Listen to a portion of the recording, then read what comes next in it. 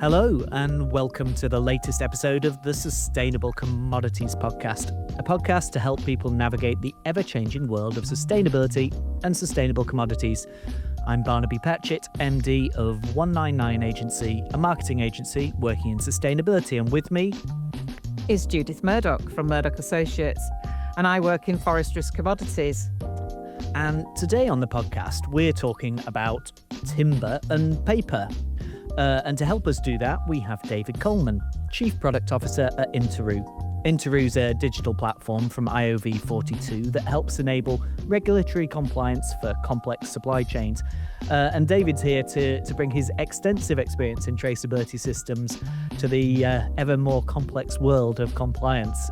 Expect lots of chat around EUDR, the overlooked role of wood-based products in the regulation. We'll also be looking, more broadly at the topics of verification and traceability and certification. So let me kick it off, David, by asking you to just tell us a little bit about yourself and IV42, which is quite an unusual name, and where that came from, and a little bit more about the platform. Yeah, sure. Well, it's great to be on. Thank you for having me. I'm David. I'm the Chief Product Officer, as you said. My background is an unusual one in terms of when it gets in terms of sustainability. I actually started my career in the financial industry, so working in banks and what have you. But my career has taken me in very much in an area of compliance within the financial industry. And so for me, it's been fascinating to see what I saw starting being implemented and being a part of implementing it in the financial industry, and now seeing similar things happening in other industries. And I think there are actually some lessons, and certainly lessons that I've learned in that industry that I can help bring to bear within the wood and paper industries in particular, and around EUDR. And so we've built, using some of my experience, and we have other people within the organization with similar types of experience, we're bringing that experience of how technology can help in compliance to bear within these industries. And we're talking about industries. It's funny I say that the financial industry used to be run on spreadsheets, particularly on the sort of compliance and risk management side of things. And so to go into other industries and see the same thing happening now, being run on spreadsheets, and a lot of business being done by emails, and then regulation comes in and demands better processes, demands better systems. And so we at IOV, that's what we are helping. That's what we're building to try to help people to take what has been done on a spreadsheet, if you're lucky, if not, a random Word document somewhere, and try to help systemize that, make it more organized, make people more visibility on the data they need, and just get a better sense of what's going on in their supply chain. So yeah, it's for me, I would say the platform is all about trying to bring clarity to the supply chain. And if you get clarity on the supply chain, then you can do your risk assessment, and then you can really be confident that you're in line with regulation. So when we're talking about regulation in this context, we're talking about a very popular topic on this podcast, and that's EUDR. So let's talk a bit more about EUDR. First, I guess, let's start with the big stuff. What are your thoughts on the legislation? Yeah, it's an interesting one. I think one of the realities that we have seen is, yes, there's been previous regulation, particularly in the timber industry, and that regulation has also covered the paper industry, certainly on paper, pardon the pun. But it's kind of lacked teeth. And so you always find those organizations who they want to do the right thing. And so when it comes to EUTR and UKTR, they really are. They're really interested in, they're really keen, they want to make sure they are doing the right thing in terms of sustainability and compliance. For them, it's not just about the compliance of regulation, it is genuinely about the sustainability. And they're always a joy of an organization to work with, just because their whole attitude, starts in the right place. But there are plenty of organizations who would do the bare minimum, if anything at all, under those regulations. And I think we saw it with GDPR. That was a regulation that came in, and suddenly people had to start taking personal data security seriously. And I think it's the same thing with this regulation. Yes, there are complications in it. Yes, there are struggles. Yes, it's going to have an impact on supply chains. It's going to have an impact on consumer prices. Ultimately, I'm sure of it. But it is a regulation with teeth. And so, if we are, if societies are serious about trying to improve sustainability, we unfortunately are going to need regulation that has the teeth to make companies, force them to start changing the way they work and the way they think about how they work as well. So for me, I think it's a good thing. I think that there are real challenges with it, and I totally acknowledge that.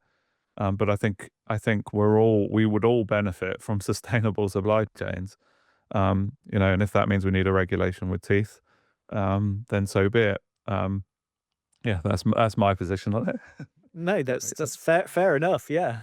Yeah. Just interested, just on the platform. Has your business been totally set up to focus on EUDR, or the view that people want to do the right thing? So finding sustainable supply chains is really the key motivation. What was your motivation to set up the business? Yeah, really interesting. And you asked about the name IOV42. So I joined the company about 7.5 years ago now. The founder picked the name IOV42, and there's a bit of folklore as to whether it refers to, so internet of value was what the IOV stood for, and then the 42, the question was it because of the age of the founder when he set it up, or was it because it's the answer to everything, from the Hitchhiker's Guide? So that's the more fun explanation for the name. It is an unusual name. We totally get that. But we actually started out in the blockchain technology space. And when I joined, I was about joining to help, bring my expertise in terms of technology, the application of technology. But blockchain, one of the biggest accusations has been that it's a solution looking for a problem. And it was in our hunt for the problem that we discovered, the challenge around traceability and compliance in timber supply chain, actually. That's So we've really started. interesting. That's a really Yeah. interesting thing in terms of there's two kind of we work with a lot of different kind of compliance platforms similar to yourself, and they seem to form into two categories. It's technology companies that have found a purpose in sustainability, and it's sustainability companies that have needed the technology to advance their kind of goals. So you started out, it was the tech, and then you found the purpose. Yeah, but what I would really say about, so one of the biggest things I think that blockchain has done is not actually the technology itself. It's actually more the philosophy and the way of thinking. And that is that it really focuses on what goes on between organizations, not within organizations. There's plenty of technology that sits within organizations and tries to help them there. But blockchain really, it set us up as a company to really think about the problems and the challenges of how do how does data move? How do organizations communicate that data? And a lot of sustainability and to have confidence in sustainability is to have the data and to have confidence in that data. So actually what we didn't really know at the time is we were really setting ourselves up for our way of thinking. Our philosophy is about how do we help the inter-organization communication? How do we help people collaborate? How do we help people distribute the data? And with complex supply chains, you're talking about that data needing to flow quite a long way.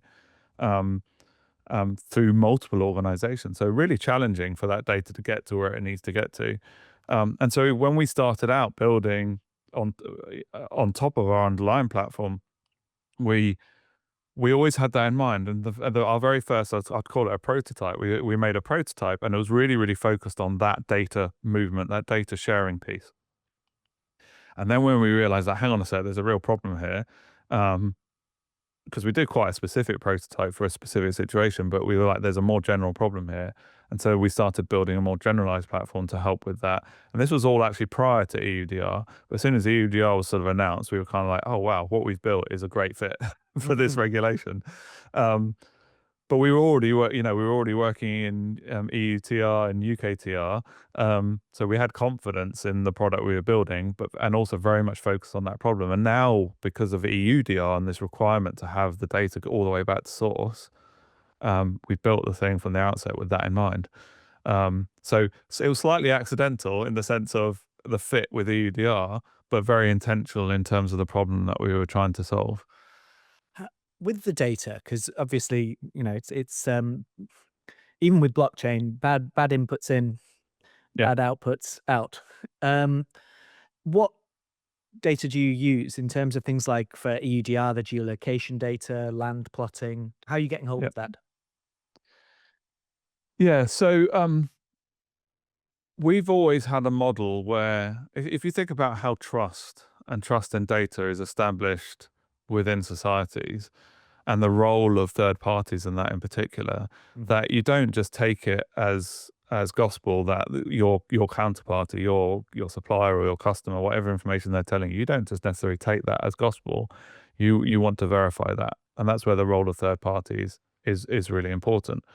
And so we've always had this philosophy and model that, yes, okay, we help the data flow, but then how do you enrich that in a way that means that people can now trust that? So in terms of the collecting of the data at each point in the supply chain, the platform we've built is meant to sit and can exist at every point in the supply chain. It's not just a supplier portal with a questionnaire where you get your suppliers to log in, and it's like, no, we want a tool for the suppliers, because the suppliers have the same problem that you have. So they need to be able to collect the data, manage the data, organize the data, do due diligence on the data, be confident in the data before they pass it on to you. So we've always had that model. But then it's the role of the third parties, and that might be auditors, that might be certifiers, that might be third-party data providers. So, for example, you might have a geolocation, and you might be saying, a polygon, you might say there's no deforestation going on there. But then, and this is where we have partnerships with other organizations who can validate some of that information and give their attestation or endorsement of that information. So, for example, with the satellite analysis, this is also part of the problem, is that not everyone in the supply chain is an expert at analyzing satellite data. So how do you scale that? How do you scale that expertise? And so we're seeing these companies emerging, and one in particular that we work with, where they're using technology to analyze. So they've got all that real strong years of expertise around analyzing satellite data, and now they're trying to automate that and scale that to meet the demands of what supply chains are now going to need, particularly those around EUDR. So for us, it's the role of the third parties as well, and the certifiers are an important role in that. Like I said, the auditors, any scientific testing, all of these can play a role, and they're all third parties that, as you're building up this picture of data, it's all another piece in the puzzle. So then you can see the clear picture and then say, right, yeah, I'm confident to make the decision on this, that this is from a sustainable source. I can trust in the picture I'm looking at. So it's all about facilitating not just the participants, but the whole ecosystem around it.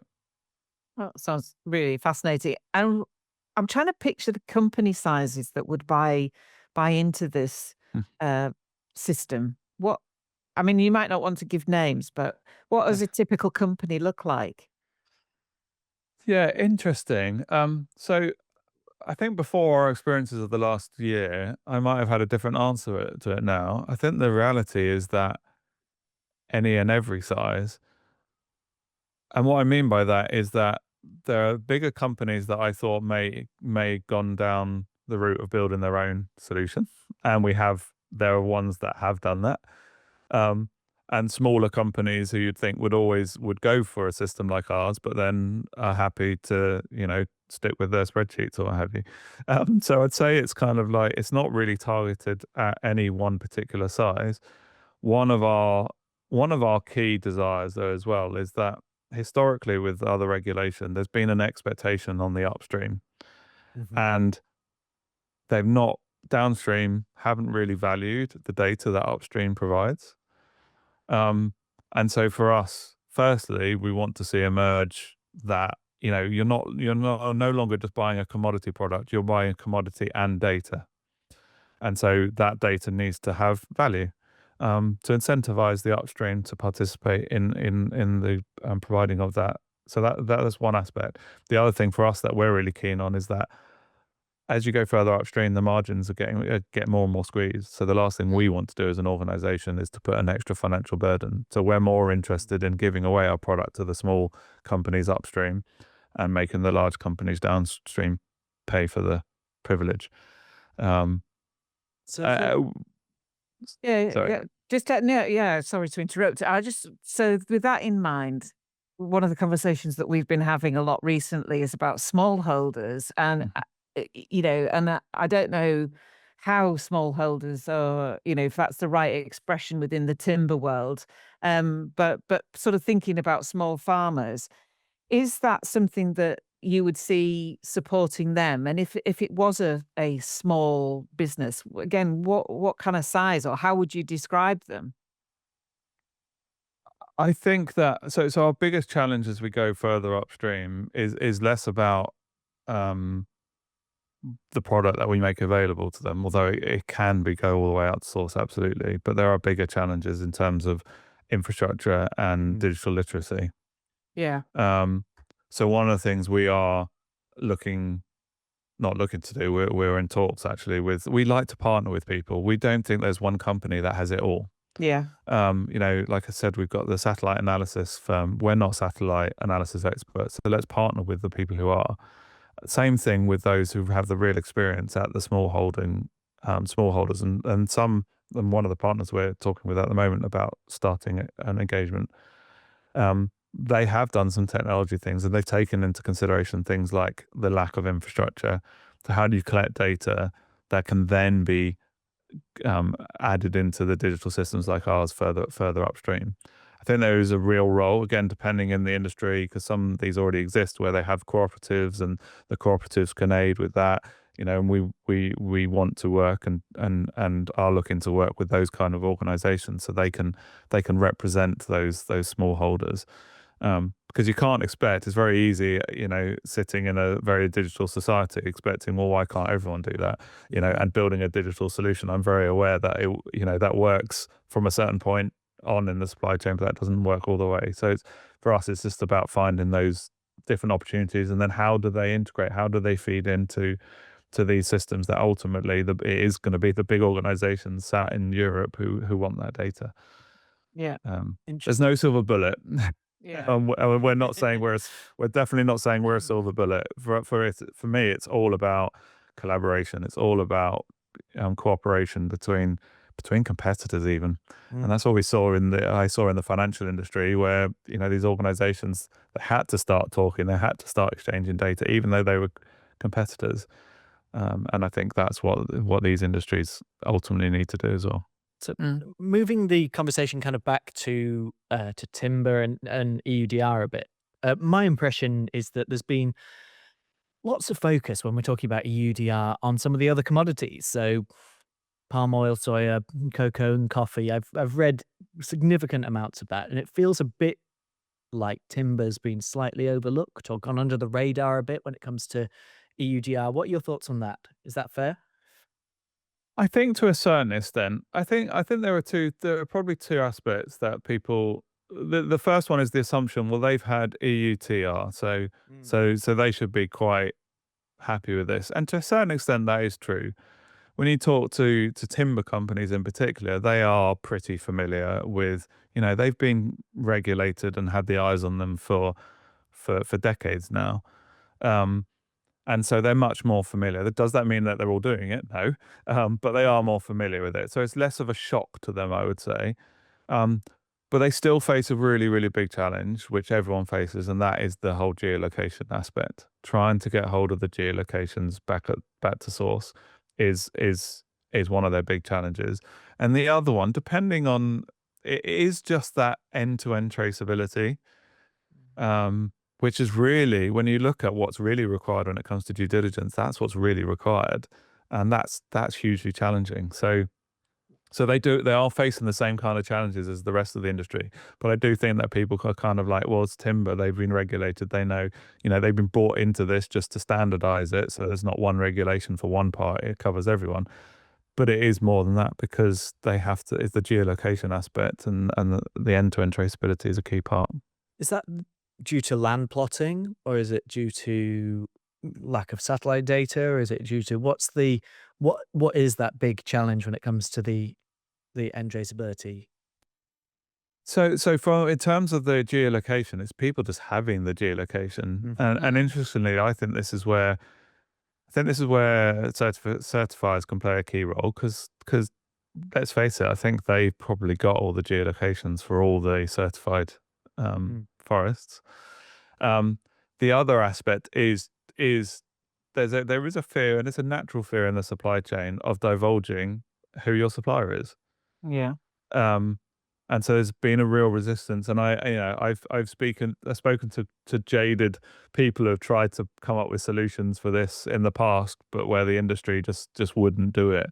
And now the regulation is starting to force them to change their mind. We still find people are going, well, no, we can't do that. We can't share. We can't divulge who our supplier is. It's kind of like, yeah, but you have to. And it's not just EUDR. When you look at CS-DDD that's coming down the road, has exactly the same requirement about, and even more explicitly, you must be able to demonstrate your entire value chain.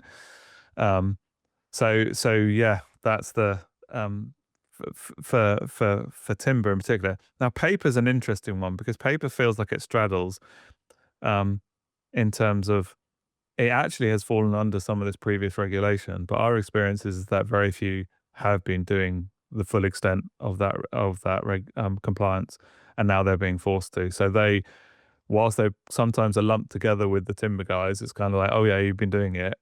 The reality is they haven't been doing it that much. So I think they have exactly the same things, and they share a lot of the same challenges that you get with some of the other commodities in terms of mixing, and complex supply chains. Therefore, where the risk of mixing is very, very high. I think it was one of the European associations for paper said that they picked up a book and they said this literally could have come from 600,000 geolocations. So you can imagine the challenges that they've got there. Yeah. And then packaging. I'm completely lost about EUDR and packaging. So tell me all. Yeah, so the way I describe it, and I think this is probably the easiest way to understand it, is that it's what is the product that is being imported or exported. So if the packaging is the product, it falls under the regulation. If the product is actually the contents of the packaging, then the packaging doesn't fall under the regulation. Yeah. So that's probably the simplest way to think about it. There are other complications around that as well in terms of composition, because they talk about the primary commodity. So if you have a wooden mallet with a rubber handle, if the predominant mallet is wood, that's the commodity that you have to do EUDR for, not the rubber. Is it by mass or volume? Really good question. It probably, well, given that EUDR is by mass, I would say it would be done by mass because all due diligence statements have to be submitted based on mass. So you're in a kind of an interesting thing here where the pallets that your pallets are delivered on wouldn't be covered, but the pallets you have delivered would be. Correct. Right. And you even have to consider, and this is a really interesting one, so you get a product delivered, say, from the UK to France, and it's on pallets, and then you decide to, and you have an agreement with your supplier that you send the pallets back to them. So on the way in, they don't need to be covered. On the way out, they need to be covered. That's nuts. I didn't even know that. So these are the kind of edges of this regulation, which no regulator has really thought of until the question is raised, and then it's kind of like, oh yeah, that's an edge case we didn't think about. I'm really hoping that there is a bit of common sense on the edge of this regulation. I think that hope might be the triumph of hope over experience, but we'll see. With that in mind, how ready are businesses for EUDR when it comes to timber, wood, paper products? How ready are they? It's such a great question. We were having this conversation internally as to when we're looking at the market, and we really think we're at the moment we're only dealing with the early adopters. I'd say there's three categories. There's the ones who have they literally are trying to do the bare minimum, because they're trying to make their lives as easy as possible, and I do kind of get that. There's the ones that no, actually we want to do this properly, and even if they are not going to have their perfect, if you like, perfect end to end solution ready by the end of the year, their direction of travel is definitely going to be that, and they're gonna. And I think there'll be some common sense in terms of if you're doing nothing, they'll throw the book at you. If you're really making every effort, they will recognize that. And so there are plenty of companies doing that. But then there are an awful lot of companies who just aren't really aware. Mm. Like our CEO was in Cologne at a trade fair, a wood and paper products trade fair, and the number of people he spoke to who just weren't even aware of this regulation, weren't aware that they had a responsibility under this regulation. Sometimes I actually find in the UK, and I think this is just bit more of our mentality in the UK. We're not alone in that. I think it's the same in the places like Germany. Um, I feel like some of the UK companies are more prepared for EUDR than a lot of the Yes. European companies, even though they're not actually Even though they might not have liable to. under it. Yeah. Yeah, no, I would agree that a lot of people have tried to get ready for it, and then it's a bit like, but yeah, but you're not in scope, so you don't have to do anything. But again, I suppose then I guess the bit is then leads on to, is the UK, if a new regulation came out of the UK under the Environment Act, which is at the minute timber's not in it because timber is separate, and do you think any further UK regulation might come and more align itself with what the EU are doing? So I think there's a couple of things here. I think there is a reality for UK businesses is that so many UK businesses have some kind of business with Europe. And so whilst they're not liable under it, if they want to do business with any organization within Europe, they have to do it. They have to do it. Everything other than the submission of a due diligence statement, they have to do it. Yeah. Um, and so to a certain extent, whether or not we introduce more legislation within the UK, we almost could do it because it's not going to make much difference to most of the companies because they're going to have to be doing it anyway Yeah. for any business they do with Europe. Um, what again, it's the whole teeth thing. I think one of the biggest things certainly within this country is the resourcing of enforcement. Yeah. Um, that's the thing. If you don't enforce legislation, it's pointless legislation. And I think that's partly the thing about having the teeth of EUDR is that there's a bit of an incentive for enforcement to actually do their job, or to be resourced. That's unfair to say to do their job. It's just a resourcing thing. I mean, in this country, I think there's 2.5 people who are looking at UKTR. That's not a lot of resource to be investigating. No. But this is also where, like, I think some of the cleverness of what the EU has done with this geolocation thing. They've from the outset they said we're doing geolocations, and they have had a lot of pushback on the geolocations, and they have not budged. And it's purely down to, if they have these geolocations, they will run it through their own analysis, and they'll investigate where it gets flagged there. So it's, from their perspective, it's actually really smart. Because it just means they can have really focused, directed enforcement. Because they'll be able to tell if there's been deforestation there. So bad news for the industry, and that you really do need to make sure you are sourcing from a non-deforestation area. But I think it's going to make make enforcement more effective. Will we follow suit with that? I think they're going to wait and see. Everyone is in a bit of outside of Europe is in a wait and see what happens with the whole EUDR. But I also like to look at history, because history has a tendency to repeat itself. So if you look at GDPR, and now, you see in the US, there are various states that are implementing their own version of GDPR. Now they've seen what's happened in Europe. I think the effectiveness of GDPR in terms of forcing companies to start to take people's data seriously. And now we're seeing such a increase in terms of cybersecurity issues. If we hadn't had GDPR, I think we would be in an even worse situation.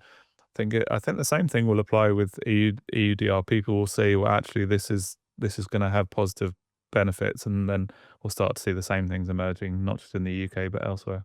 Yeah. And then just on the US, I think as a country, they have kicked back against the EUDR and said they're not going to supply polygon data for a variety of different reasons. Where do you think that leaves them? And has your company got experience of timber coming from the US? Yeah, it's really, really challenging. It was fun. One of the things that the EU had to publish, and they published it actually a little bit early because they had to publish it by the end of June, but was their risk profiles for the various countries. Yeah. And it's always interesting to see that the politics involved in the risk levels. It's I've written quite a lot on LinkedIn about that. Yes. let's be honest. It's not. I mean, how much it is actually the risk level, and how much it's politics driven. Let's So punch our economic and political rivals by putting them on a red list while ignoring the countries that are responsible for the vast majority of deforestation. yes, That wouldn't. exactly that. So, but what is interesting is that even on the low risk countries, the requirement to have the polygon data is still there. Yeah. So it's going to be interesting to see what happens with the US, whether you'll see suppliers who will, irrespective of, because I think you'll get this. You see this in other countries where they're not meant to share it, and they Yeah. still do share it. So I think we'll see some of that going on. But I think it's going to be a wait and see what happens with that one. We have some coming from the US, and those, like I said, at the moment, it's predominantly those, I call them the early adopters, the ones who are really keen to actually demonstrate that they are sustainable and that they are compliant and they are willing to share the information. When it's going to get interesting is when the first few fines have rolled in. Yeah. And then suddenly everyone else is going, "Oh goodness, this really is something that we have to deal with." So it's just like GDPR. Like GDPR, there was a bit of uptake when it was enforced, and then you started to see, 6-12 months later, the first fines going, and then the fines started to increase, and then suddenly everyone's going, "Oh goodness, we better comply." Yeah. Um, So moving away, I think we've kind of we sort of covered off quite a lot on EUDR. Just a final thought. We work quite a lot with different certification schemes. What are your thoughts on the timber certification schemes? Like FSC and PEFC. They're some of the most established. What's your general thoughts on them? Yeah, it's a good question. I know that there is definitely mixed opinions within the industry and also observers of the industry about certification schemes. Um, I think if we go back to when they were established, they started off life very much around the forests. Um, and I think I have a high opinion of the forest certification. I think in terms of what they demand around, to get your certification and the auditing side of things, I think it can give someone a lot of confidence in terms of when they're doing their risk assessment. If the forest is certified, you can have good confidence in that aspect that it really is being managed properly. There are two things where I think it falls down a little bit, and one of those is,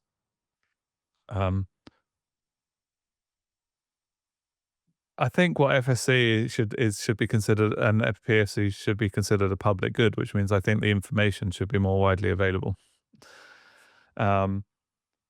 So there's that one aspect. The other aspect is then as you go upstream, and I know, for example, FSC do have their chain of custody scheme, but that's where their reputation of certification starts to be less effective. Let's put it that way. And I think it's because of a lot of the challenges around the traceability through the supply chain. So whilst they've got where they are at source is really useful, it's all the issues around traceability as it goes upstream, where the whole movement of data and what have you. I think the other problem or other concern I would have with FSC is that, particularly when you consider, we were talking about smallholders earlier, smallholders can't afford certification. And so it's effectively pricing a whole huge part of the market out they can't get into the market if it's purely based on certification. And this is where I actually think that, as we have these organizations helping at the points of origin, they can start collecting the data. If you can build a body of enough of a body of evidence, you can provide the geolocations, you can provide the audit information, everything to go with that, then actually there's no reason why they can't access the EU as a market. It doesn't have to be dependent on the certification. So this is where the certification schemes themselves have to be wary, like if they're going to remain relevant, because I think as we improve collecting the data and sharing that data, then there's a chance that the certification will become less important. Yeah, that's kind of answered my follow-up question, is what role do they have in the future? I Yeah, mean, it's the same problem, I think, with all of the commodities covered under the EUDR, the certification schemes within them, is that, what's potentially, especially downstream, people don't see the value in them anymore. It's EUDR compliant. Why do I need it to be FSC, or why do I need it to be RSPO, or whatever yeah. that might be? Because it's already, it's deforestation free. Yeah, as soon as people could demonstrate that, and well, I don't know whether we'll see emerging standards or we'll just see, more transparency so people can make the judgment for themselves, then they do have a challenge to remain relevant. Um, which I think will, like I said, I think will be a bit of a shame, because I do actually really buy into what they do at the forest level. And they obviously have a load of experience. So I think they need to reimagine themselves a little bit. I think they need to become a little bit more open with the data, Yeah. and recognize that actually they should be more of a public good than a commercial entity. Yeah. But Because who knows? RSPO actually published the audit reports for the mills, and that's really, it's something I use all the time because it's just free data and nobody seems to use it. So there's that isn't a comparable thing within timber. Then we couldn't see an audit report for Origin. Oh, we could see it. Whether we will or not is another matter. I think that it's the mentality thing throughout the whole industry. The more the industry gets aware that, do you know what, we just need to be more open. We just need to be able to. We need to be willing to share more. And that just takes time. And I understand it. That's the constraint on that is fear. The fear is that I'll lose my business, or the fear is, but actually, I think the more open people are going forward, the more open people are. Like I said, you're not just buying a commodity, you're buying data. So if your offering is not only the commodity, but all this information that goes with it, including any audit report, then why not? Like I would definitely go to buy from that organization, and I'd pay a premium. And we hear organizations saying they'll pay a premium. We were hearing this before EUDR. We'll pay a premium for the quality, for the both the quantity and quality of data. And the story that data tells. Yeah. Great. Well, thank you very much, David. You're welcome. And where can people go to find out more about Interu and IOV 42? Yeah, sure. I'd probably direct you straight to the Interu website, which is Interu, that's Inter, with a U on the end, .io. And so so there's information on there. We're on social media platforms as well, so you can look us up there. But yeah, that would be the best place to go and find. And I didn't really say one of the things I mentioned it before we started, but about us, one of the roles we take is we're not just a software platform. We've ended up being consultants and advisors to people, because we've become so familiar with what's going on and what's required. So even I'd say to people, even if you're not sure you need to do anything, we can help you figure that out. Whether or not you use our platform, we're very interested in people. We want people to be compliant where they need to, but also to help their customers where their customers need to be compliant. So, so feel free to reach out. Well, we'll put the link in the show notes, so you'll find it there. And thanks again. And thank you very much to the audience for listening to the Sustainable Commodities Podcast. Thanks a lot. Bye.